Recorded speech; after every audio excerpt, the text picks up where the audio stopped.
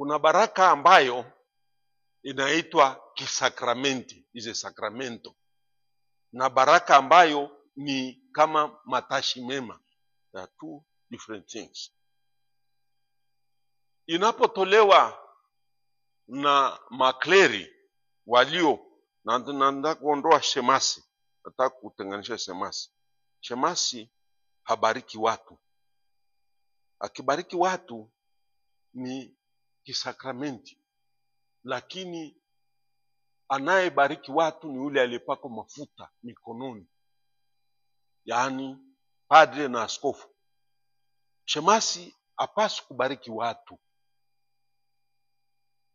anabariki vyombo visakramenti, vyombo kama maji, kama chakula, kama gari au nyumba, what else, rosari, voila, vitu hivyo, lakini sio official blessing of the people God, kwa sababu mikono yake haijapakwa mafuta,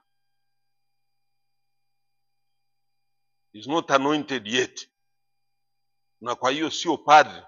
Padre ni kasisi, kuhani ndiye anayebariki watu, kuhani. Shemasi sio kuhani.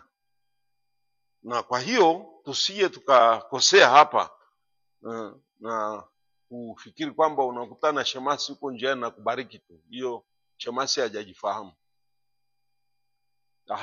hana faculty hiyo bado. Anaweza kufanya ibada hizi za mfano, anatumia rosari, anaongoza ibada ya njia ya msalaba, anabariki watu kwa ule msalaba, au kutoka ni sakramenti, au kwa njia